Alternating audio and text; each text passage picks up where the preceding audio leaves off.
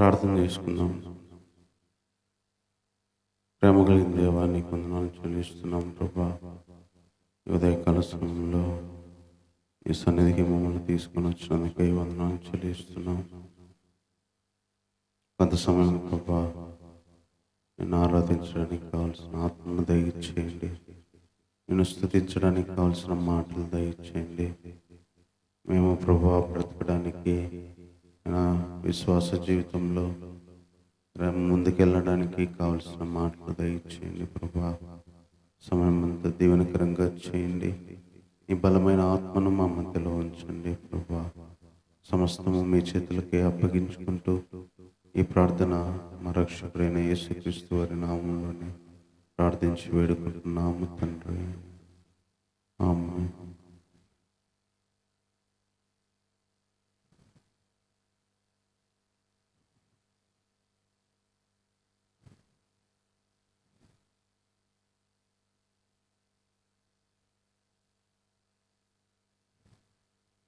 అవసరం సంవత్సరం నుంచి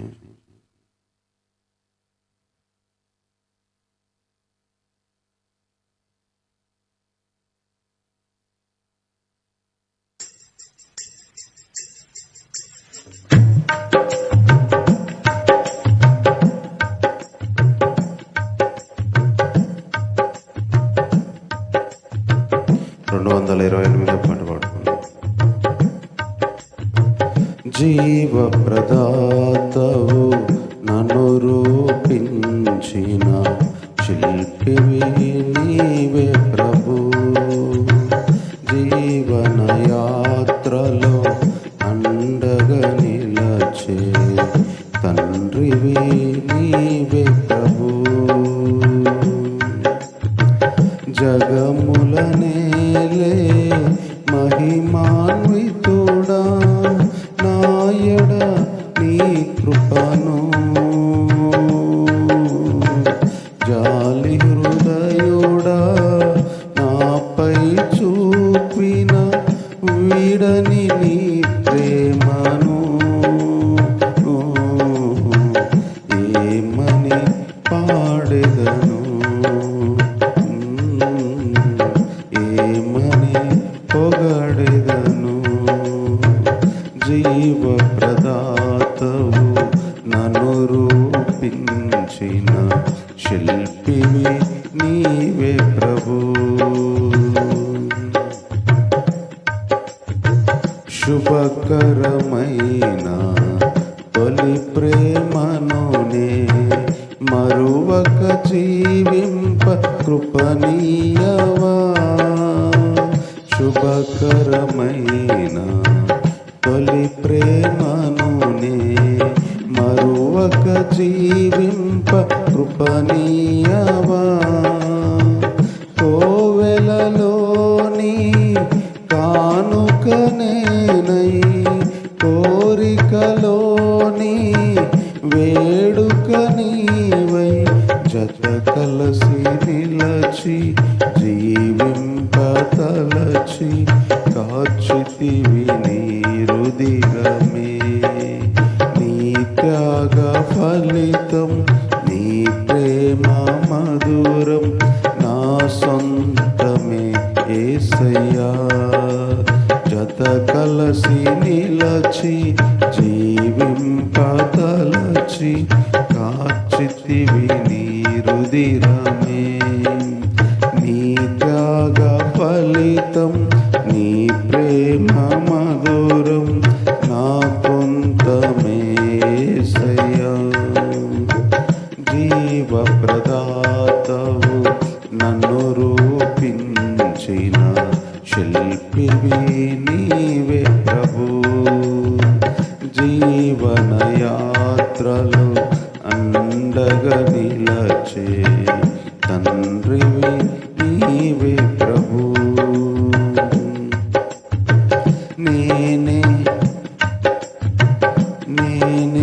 నేనేమయ్యున్న నీ కృప కాదా, నాతో నీ సన్నిధిని పంపవా. నేనేమయ్యున్న నీ కృప కాదా, నా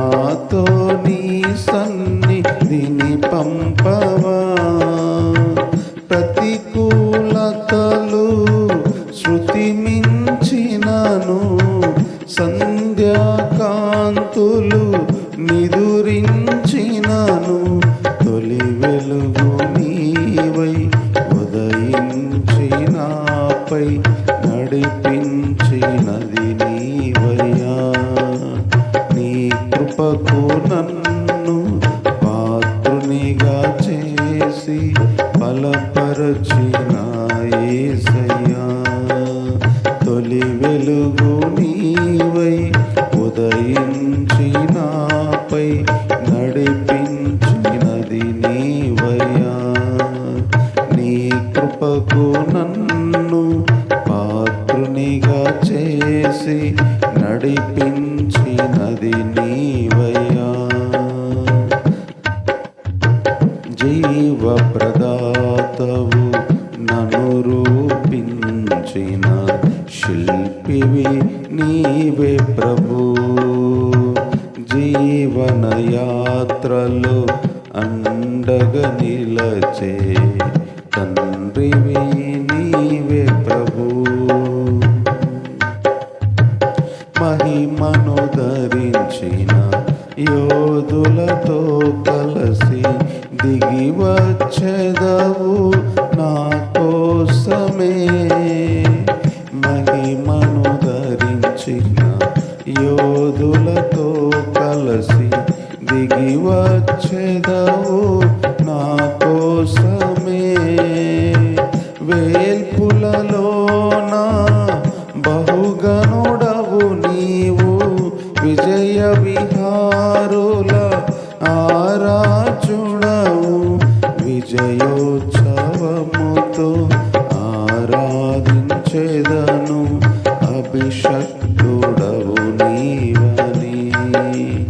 ఏనాడు పొందని ఆత్మాభిషేకముతో నింపుము నా యేసయ్యా. విజయోత్సవముతో ఆరాధించెదను, అభిషక్తుడవు నీవని. ఏనాడు పొందని ఆత్మాభిషేకముతో నింపుము నా యేసయ్యా. జీవప్రదాతవు నన్ను రూపించిన శిల్పివి నీవే ప్రభు. జీవన యాత్రలో అండగా నిలచే తండ్రివి నీవే ప్రభు. శిల్పివి నీవే ప్రభు. తండ్రివి నీవే ప్రభు. శిల్పివి నీవే ప్రభు. తండ్రివి నీవే ప్రభు. అలాగే 238వ పాట పాడు. నీకే గాన స్తుతి మాలిక, నీ కొరకే ఈ గణ వేదిక.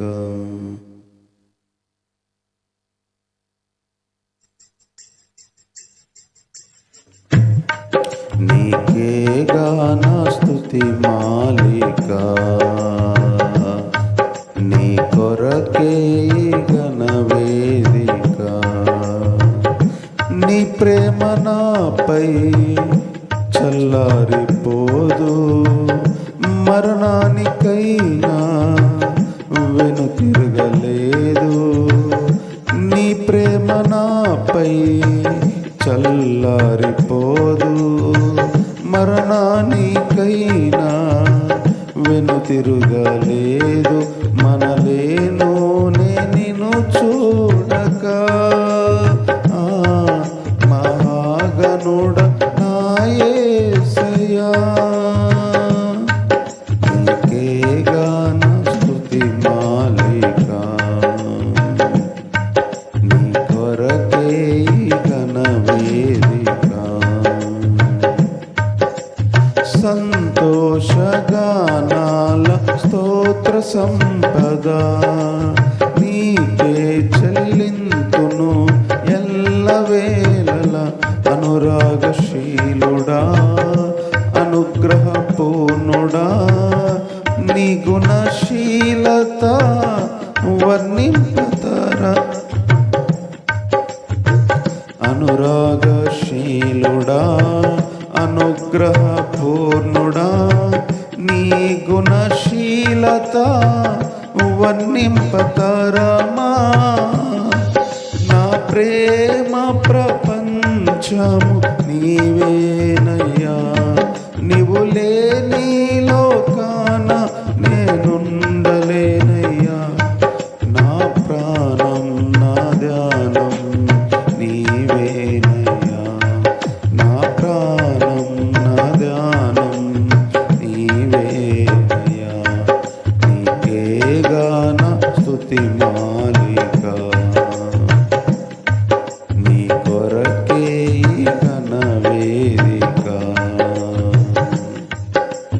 నీతో సమమైన బలమైన వారెవరు వేరే జగమందు ఎందు వెదకినను నీతి భాస్కరుడా నీ నీతి కిరణం ఈ లోకమంతా ఏలుచున్నదిగా నీతి భాస్కరుడా నీ నీతి కిరణము ఈ లోకమంతా ఏలుచున్నదిగా నా మదిలో మహారాజు నీవేనయ్యా ఇహ పరమందు నన్నేలు తేజోమయ్యా నీ నామం కీర్తించి ఆరాధింతును నీ నామం కీర్తించి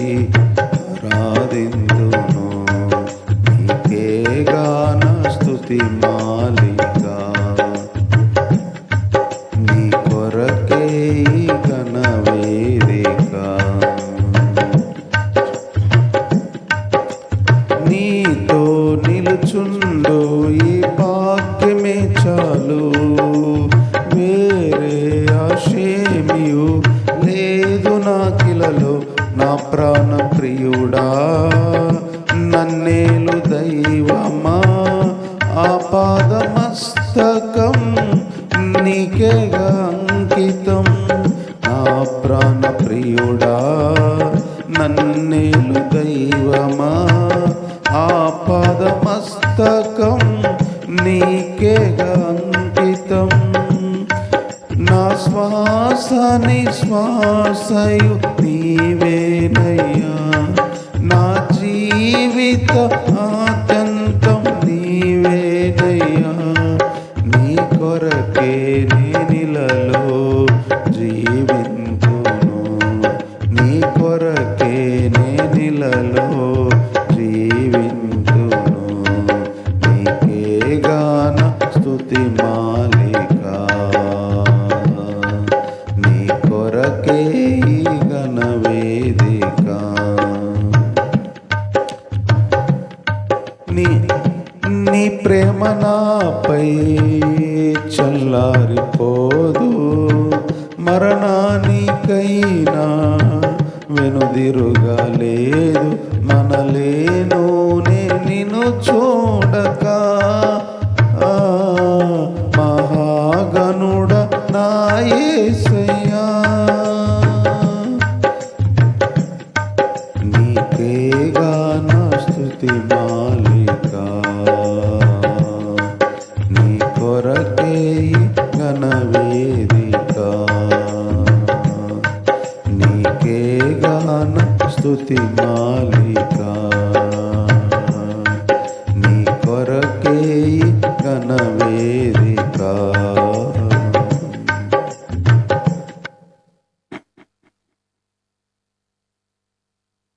వాక్యాన్ని చదువుకుందాం. కొలస్సీలకు రాసిన పత్రిక 1వ అధ్యాయం 3వ వచనాన్ని చదువుకుందాం. పరలోకమందు మీ కొరకు ఉంచబడిన నిరీక్షను బట్టి క్రీస్తు యేసునందు మీకు కలిగి ఉన్న విశ్వాసమును గూర్చి పరిశుద్ధులందరి మీద మీకున్న ప్రేమను గురించి మేము విని ఎల్లప్పుడూ మీ నిమిత్తం ప్రార్థన చేయొచ్చు.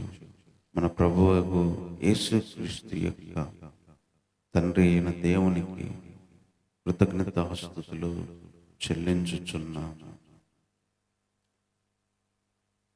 పౌలు గారు ఈ పత్రిక రాస్తూ ఒక్కొక్క పత్రికలో ఒక్కొక్క విషయాన్ని ఆయన రాసేవాడు. ఇక్కడైతే ఒక మెయిన్ విషయం ఏం చెప్తున్నాడంటే, పరలోకమందు మీ కొరకు ఉంచబడి ఉన్న నిరీక్షణ. పరలోకమందు మీ కొరకు ఉంచబడిన నిరీక్షణ. దాన్ని బట్టే విశ్వాసం ఉంది, దాన్ని బట్టే ప్రేమ ఉంది, దాన్ని బట్టే మీకు ఇవన్నీ కలిగినాయి. కాబట్టి ఆ విషయాన్ని బట్టి మేము ప్రార్థిస్తూ స్తుతిస్తున్నాము, కృతజ్ఞతాస్తుతులు చెల్లిస్తున్నాము అంటున్నాము. యేసుక్రీస్తు రాకముందు ఈ ప్రత్యక్షత మనకు లేదు. మెయిన్గా ఈడ ఏం చెప్తున్నాడంటే, పరలోకమందు మీ కొరకు ఉంచబడిన నిరీక్షణ. ఈ లోకంలో మరి ఒక్కొక్కరికి ఒక్కొక్క ఊర్లో ఆస్తి ఉంటుంది, ఒక్కొక్కరిలో ఒక ఇంట్లో ఇల్లు పొలాలు ఉంటాయి, ఒక్కొక్క ఊర్లో ఒక్కొక్కటి ఏదన్నా కలిగి ఉంటారు. కానీ విశ్వాసులకి పౌలు గారు చెప్తుంది ఏంటంటే, పరలోకములో మీ కొరకు ఉంచబడిన నిరీక్షణ. అంటే పరలోకంలో ఆల్రెడీ ఉంది, ఆ నిరీక్షణ పరలోకంలో ఉంది. ఒకవేళ ఈ నిరీక్షణ లేకపోతే మనం క్రీస్తుని నమ్ముకొనే ఉండే వాళ్ళమే కాదు. ఎంత పెద్ద భక్తులైనా, సేవకులైనా, విశ్వాసులైనా ఎందుకు భక్తి చేస్తున్నామంటే, మనకేదో ఈ భూమి మీద ఏదో వచ్చిద్దనో, మేలు కలిగిద్దనో, 60-70 ఏళ్ళ జీవితం కోసం కాదు. దీనికి కావలసిన ఆరోగ్యము, ఉద్యోగము, డబ్బు, ఆస్తి, ఇల్లు, వీటి కోసం కాదు. పరలోకమందు మనకు ఒక నిరీక్షణ ఉంచబడింది.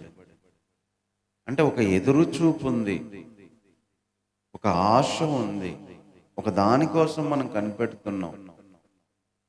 అది పరలోకంలో ఉంది. దాని దగ్గరికి మనమన్నా వెళ్ళాలి, లేకపోతే అది మన దగ్గరికన్నా రావాలి. క్రీస్తు నమ్మిన వారందరికీ ఒక నిరీక్షణ పరలోకంలో ఉంచబడింది అన్నాడు. ఉంచబడింది. దాన్ని బట్టే మీకు కలిగిన విశ్వాసం కావచ్చు, దాన్ని బట్టే పరిశుద్ధులందరి మీద మీకున్న ప్రేమ కావచ్చు. ఇదంతా మేము విని ఈ విషయంలో ప్రార్థన చేస్తూ, సంతోషిస్తూ, కృతజ్ఞతాస్తుతులు చెల్లిస్తున్నాము అంటున్నాను. ఒక దానికోసం మనం ఎదురు చూస్తున్నప్పుడే దాని మీద ప్రేమ ఉంటుంది, దాని మీద నమ్మకం ఉంటుంది. పరలోకంలో ఎప్పుడైతే మనకు నిరీక్షణ ఉంది అని నమ్ముతామో, దానికోసం మనం విశ్వసిస్తాం, దానికోసం మనం ప్రేమ చూపిస్తాం. అందుకనే ప్రారంభ శతాబ్దంలో పరలోకంలో ఉంచబడిన నిరీక్షణ కోసం, పరలోకంలో ఉంచబడిన ఆ యొక్క ఆ ధన్యత కోసం ఇండ్లు పొలాలు అమ్ముకున్నారు, కొట్టబడ్డారు, చంపబడ్డారు, పారిపోతున్నా కూడా, దాక్కుంటున్నా కూడా వాళ్ళు విశ్వాసం నుంచి తొలగిపోలేదు. ఎందుకంటే వాళ్ళు ఏదో డబ్బు కోసమో, ఉద్యోగం కోసం, ఆస్తి కోసం, ఇల్లు కోసం కాదు వాళ్ళు విశ్వాసం ఉంచింది. పరలోకంలో ఒక నిరీక్షణ ఉంది, పరలోకంలో మనకు స్వాస్థ్యం ఉంది, పరలోకంలో ఒక రాజ్యం ఉంది, పరలోకంలో క్రీస్తున్నాడు.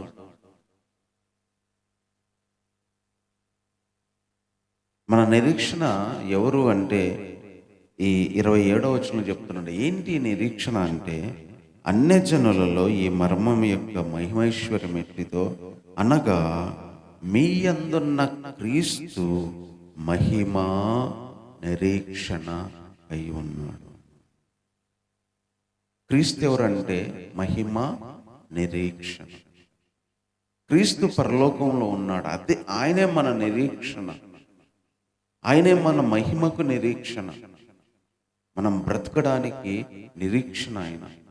అందుకే పరలోకమందు మీ కొరకు ఉంచబడిన నిరీక్షణ. ఈరోజు యేసుక్రీస్తు తండ్రి దగ్గరికి వెళ్ళి ఆయన దగ్గర కూర్చున్నాడు. ఒక టైం వచ్చినప్పుడు మళ్ళీ వస్తాడు అనే ఒక నిరీక్షణ ఉంది. ఆ యేసుక్రీస్తే మనకు ఒక నిరీక్షణ. ఆయన వచ్చి తీసుకెళ్తాడు, ఆయనతో పాటు ఉంచుకుంటాడు, ఆయనలాగా మహిమలోకి మారుస్తాడు, ఆయనలాగా నిరంతరం జీవింపజేస్తాడు, ఆయన రాజ్యంలోనే మన యుగ యుగాలు ఉంటాము. ఈ నిరీక్షణ, ఈ నిరీక్షణే మనకు పరలోకంలో ఉంచబడింది. ఇది గొప్ప నిరీక్షణ. అందుకనే మన భక్తి అంతటికి మూలము, ప్రధానము ఈ నిరీక్షణ. ఈ నిరీక్షణ లేకపోతే భక్తి చేయడం కూడా వ్యర్థమే. ఈ జీవితకాలం మట్టుకే మనం నిరీక్షిస్తే మనుషుల కంటే దౌర్భాగ్యులమైందుమని 1 కొరింథీ 15వ అధ్యాయంలో చెప్పాడు పౌలు గారు. ఈ లోకం మట్టుకు కాదు మనం నిరీక్షించేది. ఈ లోకం మట్టుకు దేవుని నమ్ముకుంటే ఏదో మనకు వచ్చిద్ది అని కాదు. పరలోకమందు మన నిరీక్షణ ఉంది.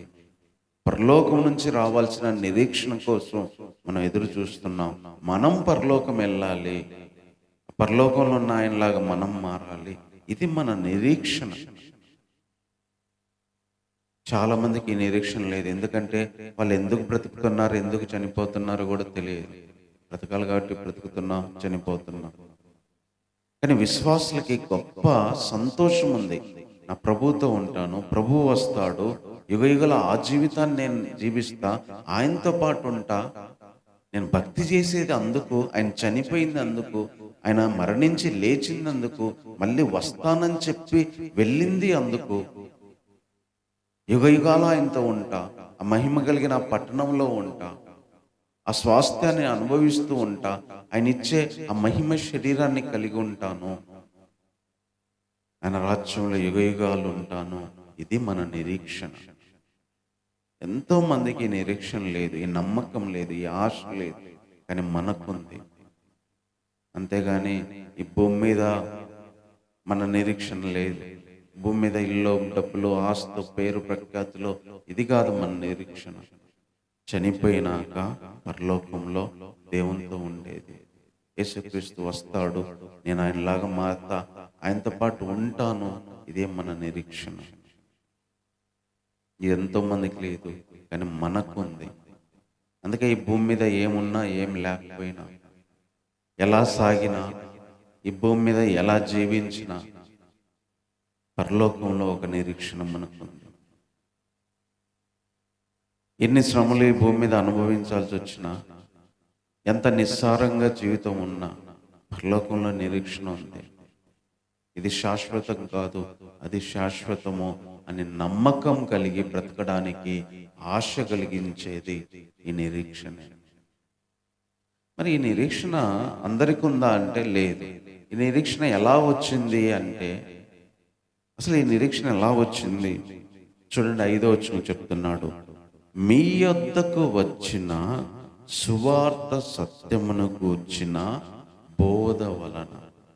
సువార్త సత్యమును గూర్చిన బోధ వలన ఈ నిరీక్షణ గూర్చి మీరు ఇంతకు ముందు వింటారు. ఇది సువార్త సత్యం వలన మన దగ్గరికి బోధ వచ్చింది.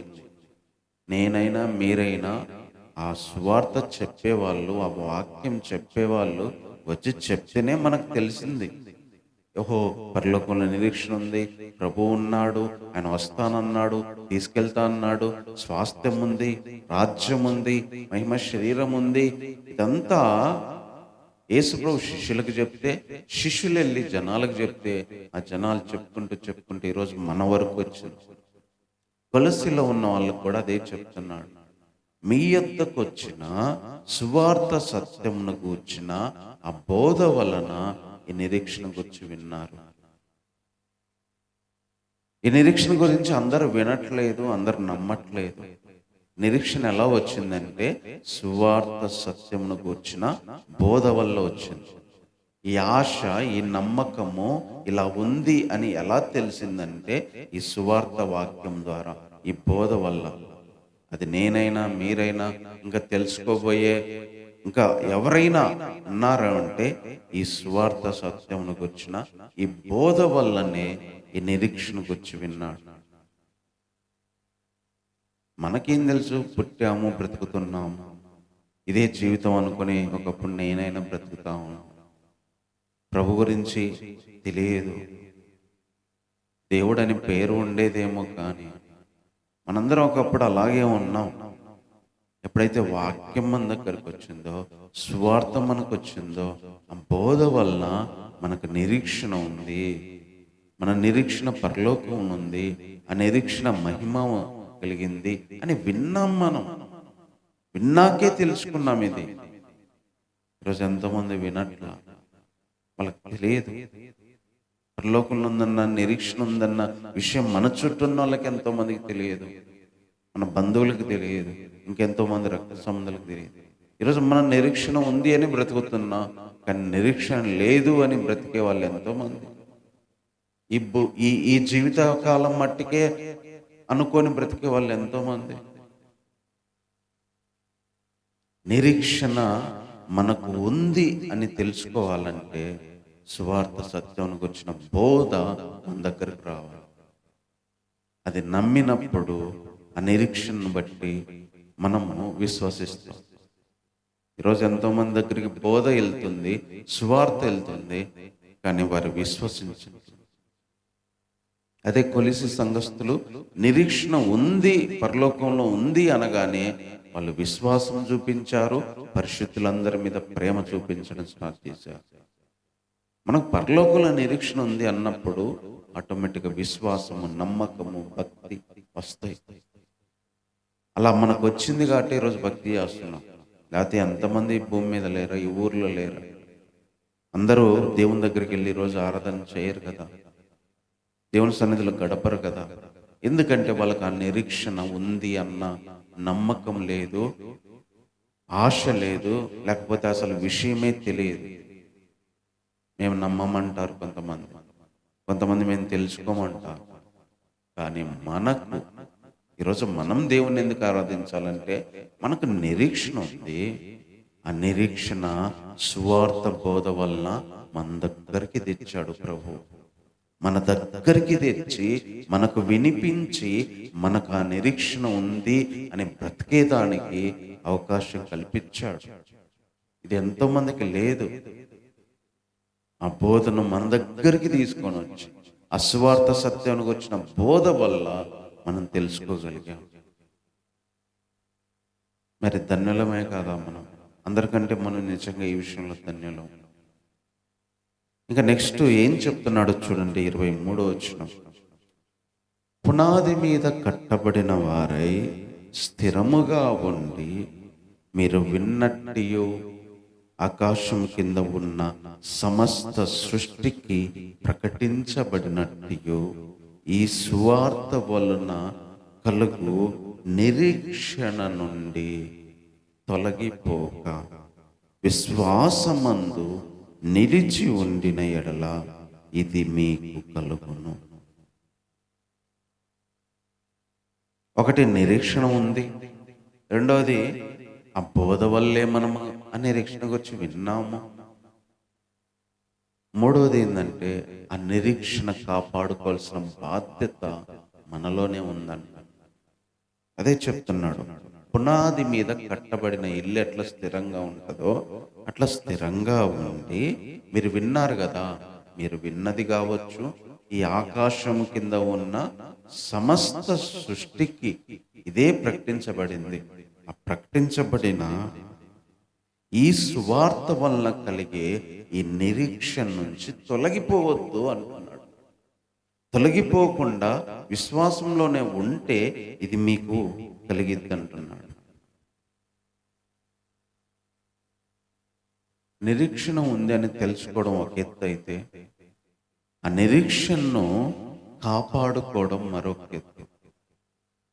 ఆ విన్నదాన్ని ఒక ఇల్లు గద పునాది మీద కడితే ఎన్ని సంవత్సరాలని అంత స్థిరంగా ఉంటుందో, ఆ పునాది, ఆ విత్తనం మనలో పడినప్పుడు నాకు ఈ నిరీక్షణ ఉంది, నేను సువార్త వలన విన్నాను, ఈ ఈ నిరీక్షణలో నుంచి నేను తొలగిపోను అని ఒక నమ్మకం ఎప్పుడూ కూడా ఉంటే అది మనకు కలిగిద్దండి. కొంతమంది నిరీక్షణ నుంచి తొలగిపోయే వాళ్ళు ఉంటారు, నిరీక్షణ నుంచి తప్పిపోయే వాళ్ళు ఉంటారు. నిరీక్షిస్తారు, వాళ్ళు నమ్ముతారు, వింటారు, తెలుసుకుంటారు, తర్వాత మధ్యలో నిరీక్షణ నుంచి తొలగిపోయే వాళ్ళు ఉంటారు, నిరీక్షణ కోల్పోయే వాళ్ళు ఉంటారు. అదే చెప్తున్నాను, మీరు విన్నది ఆకాశం కింద ఉన్న సమస్త సృష్టికి ఇదే ప్రకటించింది. అందుకే యేసు వెళ్ళేటప్పుడు చెప్పాడు, మీరు వెళ్ళి సర్వ సృష్టికి సువార్త ప్రకటించమన్నాడు. సువార్త, సువార్త, సువార్త అంటే మంచి వార్త, ప్రభు గురించి చెప్తా. ఆయన చనిపోయాడు, మరణించాడు, సమాధి చేయబడ్డాడు, లేచాడు, పాప క్షమాపణ ఉంది, నమ్మి నిత్య జీవం పొందండి, మనకు నిరీక్షణ ఉంది, ప్రభు వచ్చి తీసుకెళ్తాడు. ఇదే భక్తి. ఎన్ని మెసేజ్లు చెప్పుకున్నా ఇదే, కొత్తగా ఏముండవు.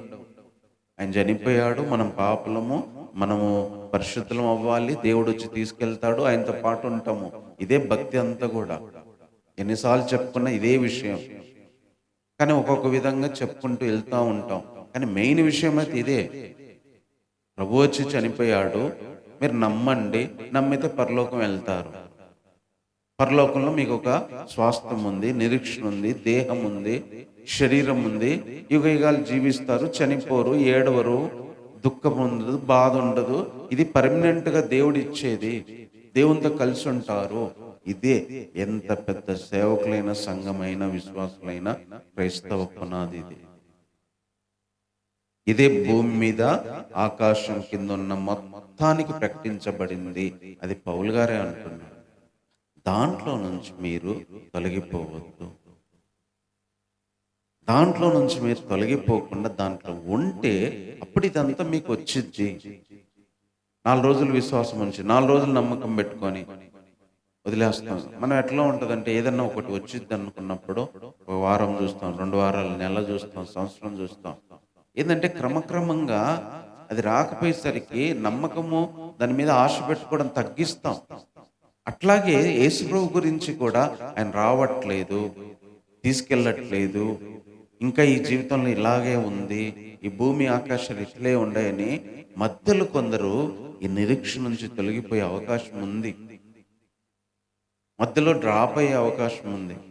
అందుకనే ఇది తొలగిపోకుండా అంతం వరకు విశ్వాసం అందు ఉంటేనే మనకు కలిగిద్దంట. అందుకే అంతం వరకు సహించిన వాడే రక్షించబడతాడు అన్నాడు. లాస్ట్ వరకు కూడా ఉండాలి, మన ఊపిరి పోయేంత వరకు ఉండాలి. బతికున్నప్పుడు వస్తే బాధ లేదు, ఒకవేళ చనిపోయినాక వచ్చినా కూడా మనకు బాధ లేదు. మనంతట మనము వదిలేయకూడదు నిరీక్షణని, మనంతట మనము వద్దు అని దూరంగా వెళ్ళకూడదు. అప్పుడు మనం కోల్పోతాము. అదే దీంట్లో ఉంటే మనకు ఆ నిరీక్షణ వచ్చింది అని చెప్తున్నాడు. కాబట్టి ఈ 3 మాటలు మనం విన్నాం. ఒకటి, పరలోకమందు మనకు నిరీక్షణ ఉంచబడింది. ఆ నిరీక్షణ గురించి దేవుడే తన సువార్త సత్యం గురించిన బోధ వల్ల మన దగ్గరికి తీసుకొచ్చాడు. దాంట్లో మనం అంతం వరకు ఆ నిరీక్షణలో నుంచి తొలగిపోకూడదు. విన్న మాటలను బట్టి దేవుణ్ణి ఆరాధన చేద్దాం. దేవుడు ఇంత గొప్ప నిరీక్షణ మనకిచ్చాడు, ఇంత గొప్ప అవకాశాన్ని మనకిచ్చాడు, ఇంత గొప్ప ఏర్పాటు దేవుడు మనకు చేశాడు. నిజంగా మనం ధన్యులం కాదు, గొప్పవారం కాదు. పెద్ద పెద్ద ప్రధానమంత్రులకి, అధికారులకి, ఆఫీసర్స్కి లేదు ఈ ధన్యత. దేవుడు మనకిచ్చాడు. దేవుడు మనకిచ్చాడంటే నిజంగా మనం ధన్యులమే. ఈ భూమి మీద ఏమున్నా ఏం లేకపోయినా, ఎలా ఉన్నా కానీ పరలోకంలో నిరీక్షణ ఉంది. ప్రభువు ఉన్నాడు, ప్రభువు వస్తాడు, ఈ శరీరాన్ని మారుస్తాడు, ఈ భూమిని మారుస్తాడు, ఈ ఆకాశాన్ని మారుస్తాడు.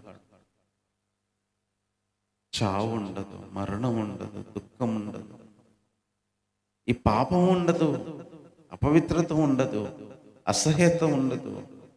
పరిశుద్ధత, నీతి, సమాధానం, సంతోషమే ఉండే జీవితం ఉంది మనకి. రెడీగా ప్రభువు ఉన్నాడు తీసుకెళ్ళడానికి, వచ్చి తీసుకెళ్తానని చెప్పాడు. ఈ నిరీక్షణ మనకుంది. స్వాస్థ్యం ఉంది, వాడబారది, నిత్యం ఉండేది. ఇక్కడ ఎంత సంపాదించినా, ఎన్ని కట్టినమంత రావు, కానీ అక్కడ నిత్యం ఉంటావు అవి. దేవుడు మనకిచ్చిన గొప్ప ధన్యత నిరీక్షణ. పరలోకంలో నిరీక్షణ మనకుంది. అందుకే పౌలు గారు మన మన మన పౌరసత్వము పరలోకంలో ఉంది, భూమి మీద కాదు అంటాడు. మన ఆధార్ కార్డులు, రేషన్ కార్డులు అన్ని పరలోకంలో ఉన్నాయి అన్నాడు. మనం ఆ గవర్నమెంట్ కిందికి వస్తాం అన్నాడు. మనం దానికోసం బ్రతకాలి అన్నాడు. మన పౌరస్థితి అంటే సిటిజన్షిప్, ఏ ఊర్లో ఉన్నారు, వీళ్ళు ఏ ఊరా అని. అలాగే మన పౌరస్థితి పరలోకంలో. దేవుడు ఎంత గొప్ప నిరీక్షణ ఇచ్చాడు, ఇదే నిరీక్షణ ఇచ్చాడు.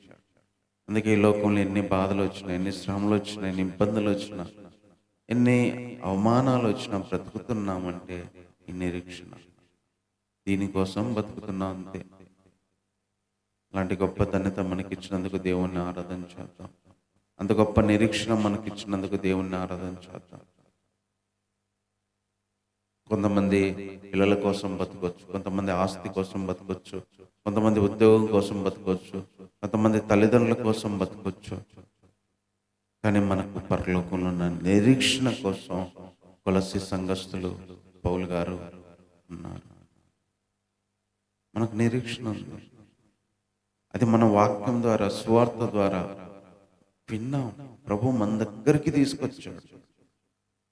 ఎంతమందికి ధన్యత లేదు, ఎంతమందికి అవకాశం లేదు, ఎంతమందికి ఇది తెలియదు, తెలిసినా నమ్మరు, విశ్వాసం ఉంచరు.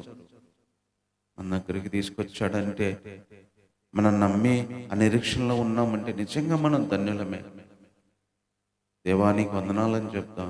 నా దగ్గరికి నీ మాటలు తీసుకొచ్చావు, నీ సువార్త తీసుకొచ్చావు. ఎక్కడో యెరూషలేము నుంచి ఇండియాకు తీసుకొచ్చావు, ఆంధ్రప్రదేశ్కి తీసుకొచ్చావు. నేను అందుగామో నా దగ్గరికి తీసుకొచ్చావు. అదే నీ శిష్యులు తీసుకురాకపోయింటే నాకు ఈ నిరీక్షణ గురించి తెలిసేదే కాదు. తెలియకపోతే నేను నమ్మే వ్యక్తినే కాదు, అది పొందే వ్యక్తినే కాదు. ఆ రోజు శిష్యులు ప్రాణాలకు తెగించి చచ్చిపోయారు ఈ సువార్త తీసుకెళ్ళడానికి. ఈ సువార్త తీసుకెళ్ళి తెలియజేయడానికి జైల్లో ఉన్నారు, రంపాలతో కోయబడ్డారు, అగ్నితో కాల్చబడ్డారు. ఈరోజు కూడా సువార్త కోసం, ఇది ప్రకటించడం కోసం ఎంతో మంది శ్రమలు పడుతూ ఉన్నారు, కొట్టబడుతున్నారు, చంపబడుతున్నారు. ఈ రోజుల్లో కూడా ఈ నిరీక్షణ ఉంది అని విశ్వాసులకు తెలియాలని బోధించే వాళ్ళు ఎంత శ్రమ పడుతున్నారు. దేవుడు మనకి ఇచ్చాడు. అలాంటి బోధకుల ద్వారా మన దగ్గరికి తీసుకొని వచ్చారు. ఆ సువార్త సత్యం ఎవరో ఒకరు తీసుకొచ్చితేనే కదా మనకు తెలిసింది. మనం పోయి తెచ్చుకోలేదు కదా. దేవుడు మన దగ్గరికి తీసుకొని వచ్చాడు. అందును బట్టి దేవుణ్ణి స్తుతిద్దాం. నా దగ్గరికి తీసుకొచ్చావయ్యా. నా చుట్టూ ఎంతో మంది ఉన్నా కూడా నువ్వు నా దగ్గరికి తీసుకొని వచ్చావు. ఎంతో మంది తెలిసినా కూడా నమ్మట్లా, కానీ నేను నమ్మే ధన్యత నాకు ఇచ్చావు. నీకు వందనాలు ప్రభువా అని దేవుణ్ణి ఆరాధన చేద్దాం. ప్రేమ కలిగిన దేవా, నీకు వందనాలు చెల్లిస్తున్నాం తండ్రి. పరలోకమందు మాకు ఉంచబడింది ఒక నిరీక్షణ. మా ఆస్తి పరలోకంలో ఉంది, మా శరీరం పరలోకంలో ఉంది, మా జీవం పరలోకంలో ఉంది. మా పర్మనెంట్ స్థలం అది, మా శాశ్వత నివాసం అది. ఒకరోజు క్రీస్తు వస్తాడు, మమ్మల్ని తీసుకెళ్తాడు.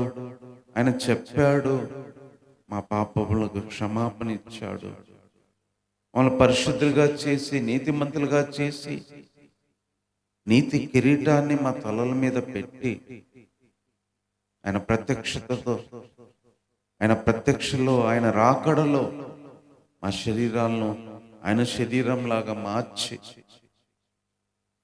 యుగాలు నీ రాజ్యంలో మేము ఉంటామన్న ఒక నిరీక్షణ ఉంది ప్రభువా. ఒకవేళ ఈ నిరీక్షణ లేకపోతే మా బ్రతుకు అర్థమే లేదు ప్రభువా. ఈ నిరీక్షణే లేకపోతే మేము ఎందుకు బతికేది కూడా మాకు తెలియదు దేవా. ఈ నిరీక్షణే బ్రతికిస్తుంది దేవా. ఈ నిరీక్షణ అన్నింటి సహించడానికి, ఓర్చుకోవడానికి సహాయపడుతుంది. ఈ నిరీక్షణే ఈ భూమి మీద ఉండడానికి మళ్ళా ఆశను కలిగిస్తుంది. ఈ నిరీక్షణ లేకపోతే ఈ బ్రతుకు అర్థమే లేదు నాయన. బ్రతికేడానికి నేను ఆశ కూడా లేదు ప్రభువా. అంత గొప్ప నిరీక్షణ ఉంచావు దేవా. ఒక్కొక్కరు ఒక్కొక్క దానికోసం బతకొచ్చు ఈ భూమి మీద. మాకైతే నీ మీద ఆశ పెట్టుకొని బతకడానికి, నువ్వు వస్తావు, నువ్వే మా నిరీక్షణ అని ఎదురు చూడడానికి, మమ్మల్ని వచ్చి తీసుకెళ్ళి నీతో పాటు ఉంచుకుంటావన్న దానికోసం బ్రతుకుతున్నాం. మేము చనిపోయే లోపు వస్తే బ్రతికుండగానే అక్కడికి వెళ్ళిపోతాం. ఒకవేళ చనిపోయాక వచ్చినా కూడా లేపి తీసుకెళ్తానన్నావు ప్రభా. దానికోసమే భక్తి అంతా, దానికోసమే ఇదంతా మేము సహించేది నాయనా. దానికోసమే మేము నమ్మింది. అంటే గొప్ప ధన్యత ఇచ్చావు. నిజంగానైనా సువార్త సత్యంను గురించి బోధ వల్లే మాకు ఈ నిరీక్షణ గురించి విన్నాము. ఒకప్పుడు మాకు తెలియదు దేవా. ఏదో బ్రతుకుతా ఉన్నాం. ఇదే మతంలో పుట్టినా మాకు ఈ విషయాలు తెలిసేవి కాదు నాయన. అందరిలాగా ఒక దేవుడు మాకున్నాడు అన్న భ్రమలో ఉన్నామే తప్ప పూర్తిగా తెలియదు నాయన. ఎంతోమంది సేవకుల ద్వారా నా దగ్గరికి తీసుకొని వచ్చావు. దాని గురించి నేను తెలుసుకోవడానికి ఎంతో మంది ఎంతో కష్టపడ్డారు నాయన. లేకపోతే నాకు తెలిసేది కాదు, నేను పొందుకునేవాడిని కాదు, నిరీక్షించడానికి నాకు అవకాశమే ఉండేది కాదు దేవా. వాళ్ళందరినీ బట్టి స్తోత్రాలు. అలా ఈ నిరీక్షణను నాకు తెలియజేయడానికి మరి సహకరించిన వాళ్ళు, ప్రయాసపడిన వారు ఎంతో మంది, వారందరినీ బట్టి నీకు వందనాలు ప్రభువా. ఈరోజు ఆ నిరీక్షణ నేను తెలుసుకోవడానికి, ఆ నిరీక్షణ నేను ప్రకటించడానికి ఈ రీతిగా నన్ను ఉంచినందుకే ఈ వందనాలు చెల్లిస్తున్నాను. ఆ రోజు నీ శిష్యులే పారిపోయిన వాళ్ళే తర్వాత ధైర్యం తెచ్చుకొని ప్రతి ఒక్కరూ కూడా ప్రాణం పోయినా బాధ లేదు, మేము ప్రకటిస్తాము అని చెప్పి ప్రకటించబట్టే రోజు వచ్చింది నా ప్రభువా ఈ నిరీక్షణ. వారి ద్వారా ఒకరికి, వారి ద్వారా ఒకరికి, ఇలాగనైనా ఎంతో మంది దాన్ని బాధ్యతగా తీసుకొని ప్రజల దగ్గరికి చేర్చారు నాయన. లేకపోతే ఈ నిరీక్షణ గురించి వినేవాళ్ళు కాదు నాయన. అలాంటి గొప్ప ధన్యతను బట్టి నేను స్తుతిస్తున్నాను. అంతవరకు ఈ నిరీక్షణలో ఉంటేనే ఇంకా కాపాడుకుంటాం. మేము విన్న సువార్త ఆకాశం కిందన్న ప్రతి సర్వ సృష్టికి ప్రకటించబడిన ఈ సువార్త వలన కలిగే ఈ నిరీక్షణలో మేము ఉన్నప్పుడే దాన్ని పొందుకోగలుగుతాం. అది మాకు కలిగిద్ది అని పౌలు గారు చెప్తా వచ్చారు. ప్రభువా, ఇంత గొప్ప నిరీక్షణ, ఇంత గొప్ప శుభ నిరీక్షణ మాకు ఇచ్చారు నాయన. అలాంటి గొప్ప దేవునికి మేమేమిచ్చి నీ రుణాన్ని తీర్చుకోలేము కదా. ఇంత గొప్ప ప్రభు అవకాశాన్ని మాకు ఇచ్చినందుకై, ఇంత మేలు మాకు చేసినందుకై ఏమి ఇవ్వగలం దేవా. ఎంతమంది పెద్ద పెద్ద వాళ్ళకి, గనులకి, గొప్పవారికి, ఈ లోకంలో శ్రేష్ఠులకి ఈ విషయాలు తెలియవు ప్రభా. తెలిసిన నమ్మరు నాయనా. కానీ మేమైతే అది నమ్మడానికి, దానికోసమే బ్రతకడానికి మాకు ఇచ్చిన అవకాశానికి నీకేమిచ్చి నీ రుణాన్ని తీర్చుకోగలం ప్రభా. ఇంత ప్రేమ మా మీద చూపించి ఆ నశించిపోయే వారిలో నుంచి మమ్మల్ని తప్పించి నిరీక్షించే వారి లిస్టులో మమ్మల్ని ఉంచినందుకై నీకేమి ఇవ్వగలం ప్రభా. ఏమిచ్చి నీ రుణాన్ని తీర్చుకోలేక ప్రభా, మా వెరిగి నలిగిన హృదయముతోనే ఈ దీన స్తుతి ఆరాధనను మా ప్రభువు, మా రక్షకుడైన యేసుక్రీస్తు వారి నామములోనే సమర్పిస్తున్నాము తండ్రి. ఆమేన్.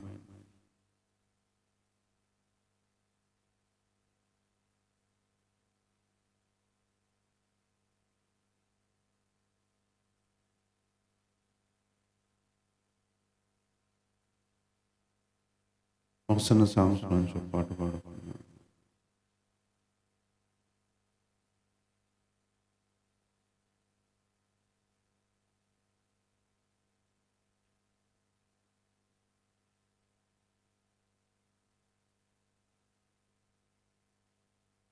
నలభై రెండో పాట పాడుకున్నాం. స్తుతికి పాత్రుడా, స్తోత్రార్హుడా, శుభప్రదమైన నిరీక్షణతో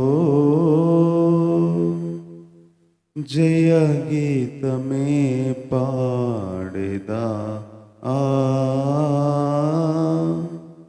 జయ గీతమే పాడేదా.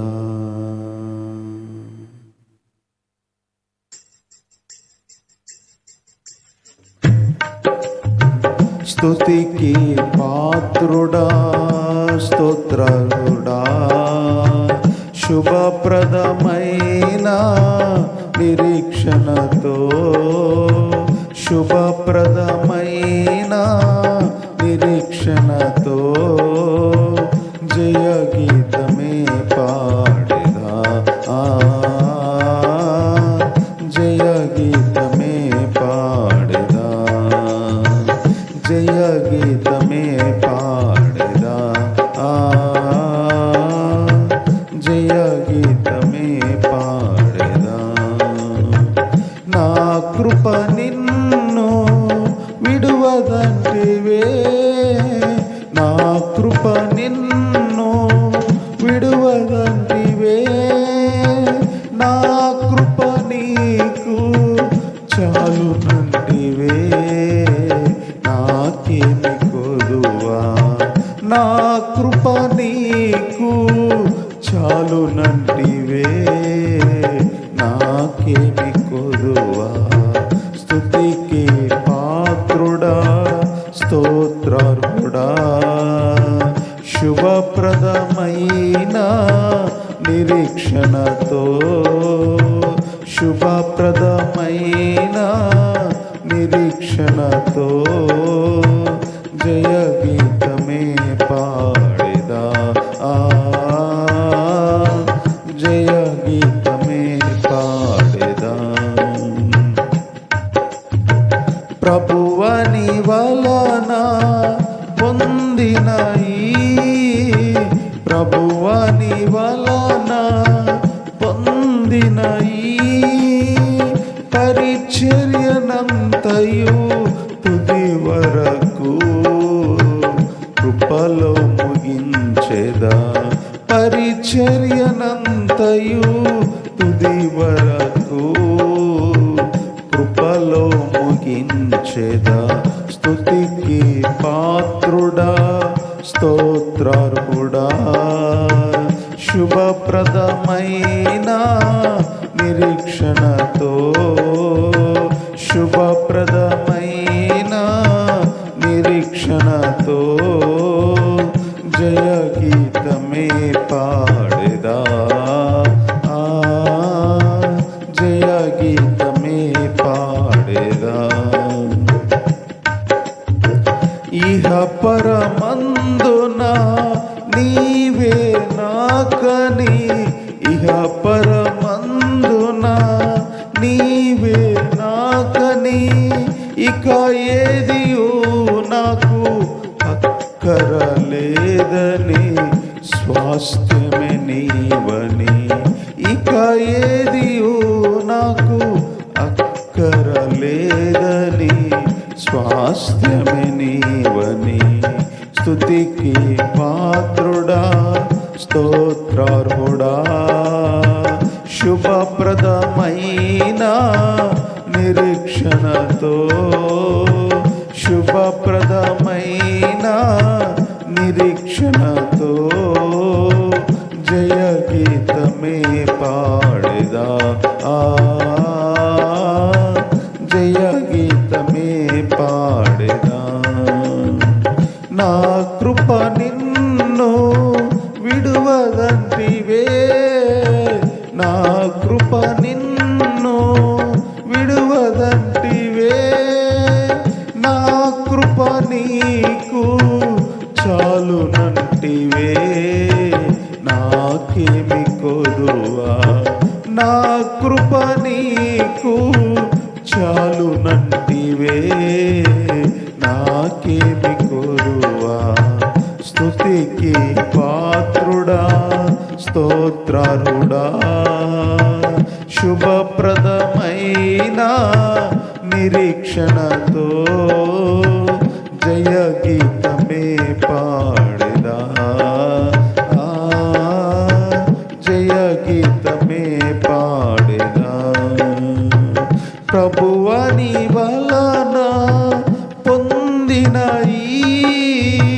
ప్రభువని వలన పొందిన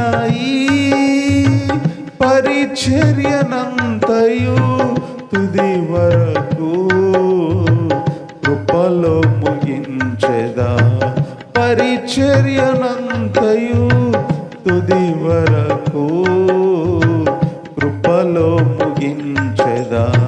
స్తుతికి పాత్రుడా, స్తోత్రారుడా, శుభప్రదమైన నిరీక్షణతో, శుభప్రదమైన నిరీక్షణతో జయ గీతమే పాడేదా,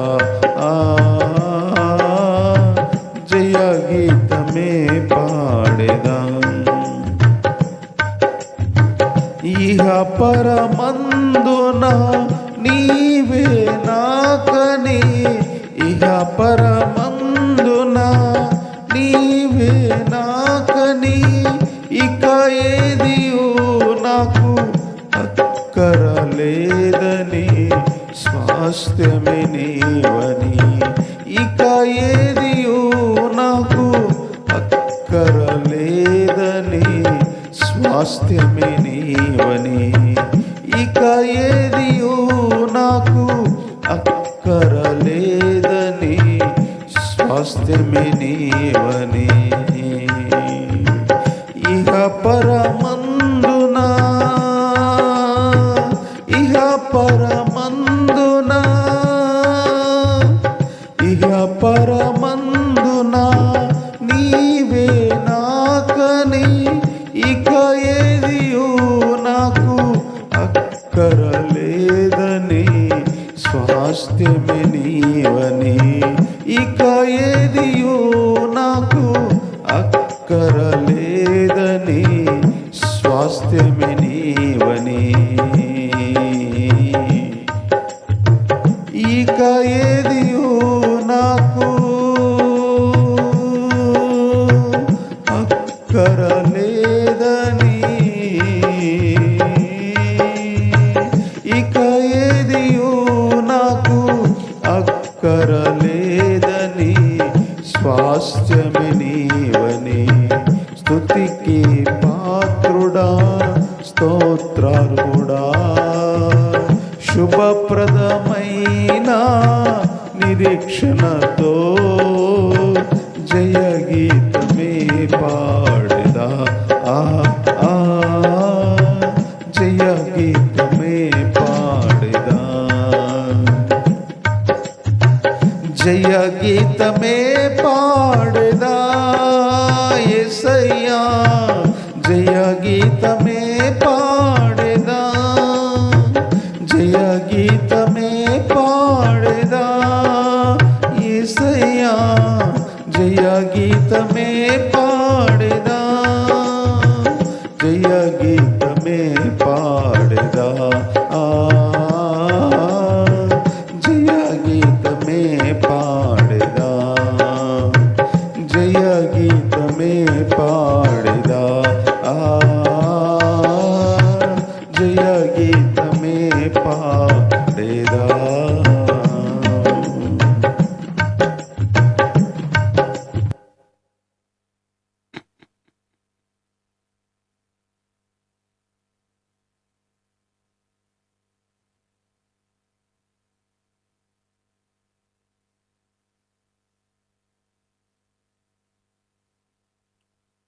ఈరోజు మనము ఒక చిన్న విషయాన్ని నేర్చుకుందాం.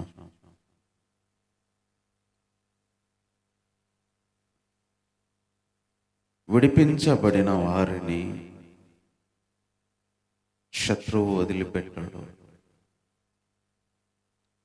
గత వారం మనం విన్నాం, కొన్నిసార్లు విడిపించడానికి చాలా కష్టపడాల్సి వచ్చింది, అయినా విడుదల ఉంది అని. కొన్నిసార్లు రివర్స్ అవ్వచ్చు, కానీ కష్టపడవచ్చు. కొన్నిసార్లు ఎన్నో అద్భుతాలు జరిగిన విడుదల రాదు. కొన్నిసార్లు ఒక్క చిన్న అద్భుతం ద్వారా విడిపిస్తాడు. అయితే విడిపించాడు, బయటకు వచ్చాం మనం. ఈరోజు విషయం ఏంటంటే, విడిపించబడినా కూడా శత్రువు మనల్ని వదిలిపెట్టాడు. విడిపించబడ్డమే కష్టం అనుకుంటే, పోనీలే ఎలాగోలా బయటికి వచ్చామనుకుంటే, అంతటితో శత్రువు మౌనంగా కూర్చోడు లేదా మౌనంగా ఉండడు. ఈవెన్ సాతానైనా అంతే. ఈరోజు మనం మనుషులనే శత్రువులతో పోరాడట్లేదు, కానీ సాతాను అంతే. దేవునిలోకి వచ్చినంత మాత్రాన దేవునిలోకి వెళ్ళారులే, మీతో నాకు ఇంకేం పని లేదులే, ఉండండి హాయిగా అని అన్నాడు. అదే ఈరోజు నేర్చుకుంటుంది. మనం ఏదో విడిపించబడినంత మాత్రాన, దేవునిలోకి వచ్చినంత మాత్రాన, పాపముల నుంచి బయటకు వచ్చినంత మాత్రాన శత్రువు మనల్ని వదిలిపెట్టడు, తరుముతూనే ఉంటాడు. ఇశ్రాయేలు ప్రజలు బయటికి వచ్చారు. వద్దు, వెళ్ళిపోండి అని చెప్పి మా దేశం వదిలిపోయిందని బయటకు వచ్చారు.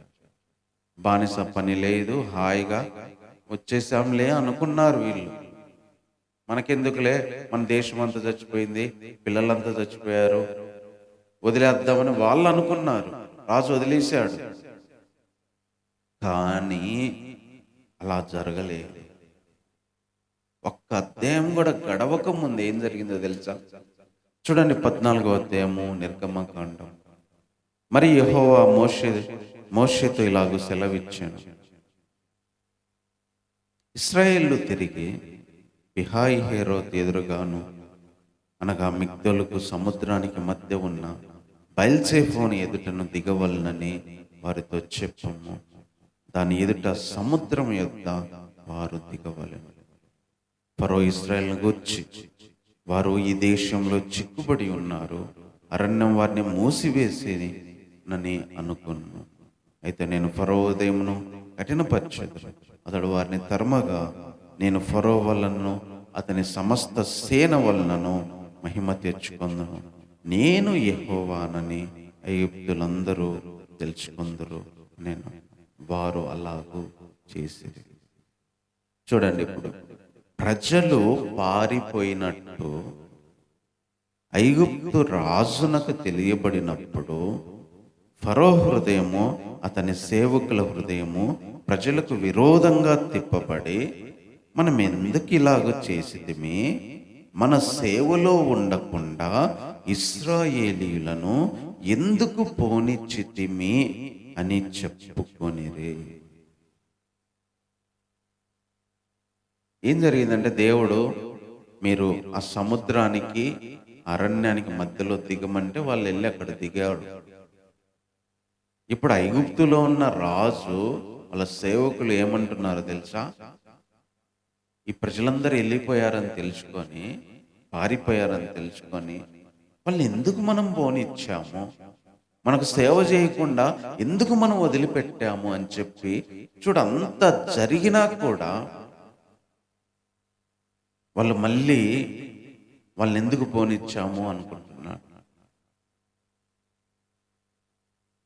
ఈరోజు విశ్వాస జీవితంలో కూడా అంతే. సాతాను సిలువలో ఓడిపోయినా సరే, సిలువలో చితకదొక్కబడ్డా సరే, మరణం చేత యేసుప్రభువు వాడిని ఓడించినా సరే, సాతాను వదిలిపెట్టాడంట అంత ఈజీగా. ఎవరిని మృంగుదునా అని గర్జించే సింహంలాగా తిరుగుతున్నాడు అని పేతురు గారు చెప్పాడు. వాడు ఏదో కుక్కలాగో గేదెలాగో ఏదో అలాంటి జంతువులతో పోల్చలా. ఎవరిని ఎప్పుడు మింగుదామా అని ఒక సింహంలాగా తిరుగుతున్నాడు అంట. సింహం అంటే మనకు తెలుసు కదా, జంతువుల్లోనే రారాజు. సాతాన్ని ఎలా పోల్చాడో తెలుసా? మీ విరోధి అయిన అపవాది గర్జించే సింహం లాగా ఉన్నాడంట, ఎవరిని మింగుదాము అని. అందుకనే సాతాన్ అంత ఈజీగా వదిలిపెట్టాడు.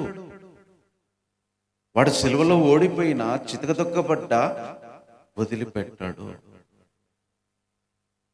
అందుకనే విడిపించబడినా కూడా శత్రువు మనల్ని వదిలిపెట్టాడు. ఇశ్రాయేల్ ప్రజలను వదిలిపెట్టలేదు ఫరో రాజు. మళ్ళీ వచ్చాడు, రథాన్ని సైన్యాన్ని వేసుకొని వచ్చాడు.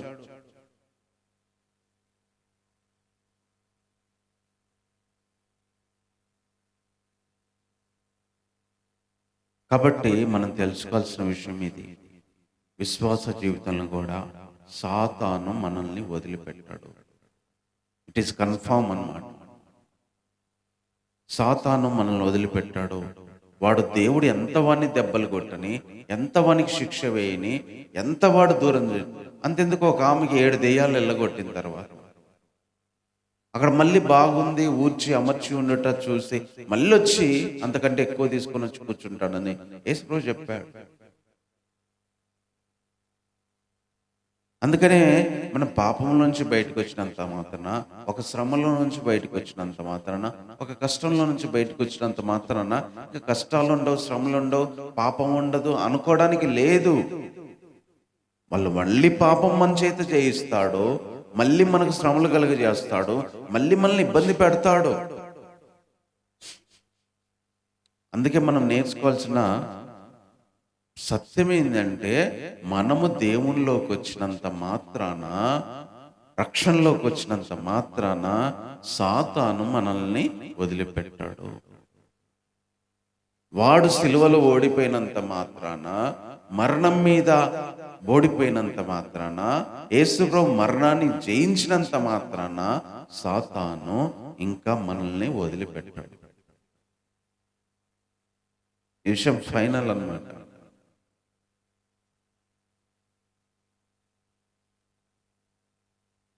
కాబట్టి విడిపించబడినంత మాత్రాన మనకు హాయిగా ఉండే జీవితం లేదు. చూడండి, వీళ్ళకి ఏం జరిగిందంటే, అప్పుడు ఫరో రాజు ఏం చేశాడు? అతడు తన రథాలను సిద్ధపరచుకొని తన జనాన్ని తనతో కూడా తీసుకొని పోయాను. మరియు అతడు శ్రేష్టమైన 600 రథాలను, ఐగుప్తు రథాలని, వాటిలో ప్రతి దాని మీద అధిపతులను తోడుకొని పోయాను. యెహోవా ఐగుప్తు రాజు అయిన ఫరో హృదయంను కఠినపరచగా అతడు ఇశ్రాయేలీలను తరిమేను. అట్లా ఇశ్రాయేలు బలిమి చేత బయలు వెళ్ళుచుండేది. చూడండి ఏం జరిగింది. పెద్ద పెద్ద రథాలు, సైన్యము, జనము మొత్తాన్ని తీసుకొని బయలుదేరాడు. పాపం ఇశ్రాయేలు బలవంతంగా వెళ్ళాల్సి వస్తుంది, తరుముతా ఉన్నాడు వచ్చి.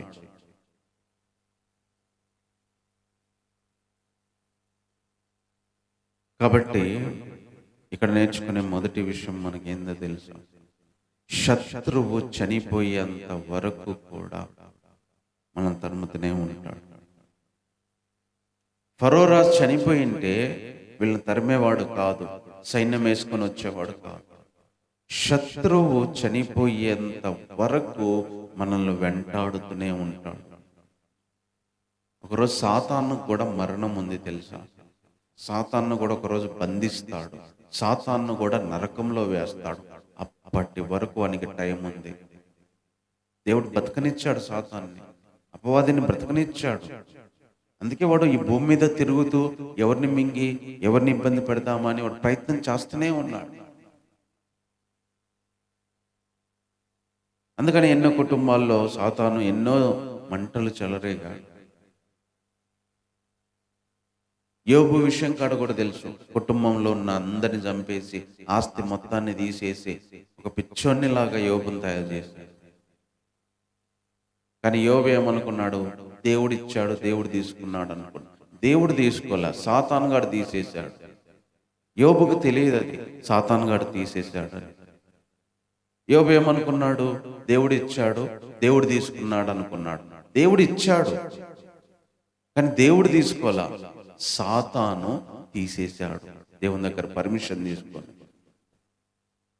అందుకనే దేవుడిచ్చి అన్ని దేవుడు తీసేయడు. కొన్ని దేవుడు సాతాను దేవుని దగ్గర పర్మిషన్ తెచ్చుకొని సాతాను తీసేస్తాడు. సాతాను కొన్ని పెడతాడు, సాతాను కొన్ని కలిగిస్తాడు. అన్ని దేవుడే పెట్టాడు, అన్ని దేవుడే చేస్తున్నాడు అనుకోవడానికి లేదు. యోబు అనుకున్నాడు దేవుడిచ్చాడులే, దేవుడే తీసుకున్నాడని. దేవుడు తీసుకోలా, సాతాను చంపించాడు కుమారులని, సాతాను తీసివేశాడు ఆస్తిని. అలాగే విశ్వాసుల జీవితంలో, కుటుంబాల జీవితంలో సాతాను అంత వదిలిపెట్టాడు. ఎంత పెద్ద భక్తులనైనా కూడా ఆ నుంచి కింద దోయడానికి చూస్తాడు. ఒక్క దాంట్లో కాకపోతే ఇంకో దాంట్లో, ఇంకో దాంట్లో కాకపోతే ఇంకో దాంట్లో.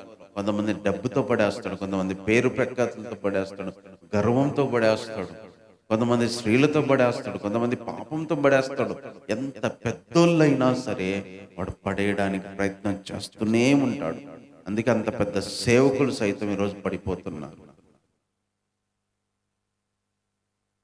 ఎక్కడో ఒకరి దగ్గర పడిపోయి వాళ్ళ విషయాలన్నీ ఈరోజు బయటికి వస్తున్నాయి.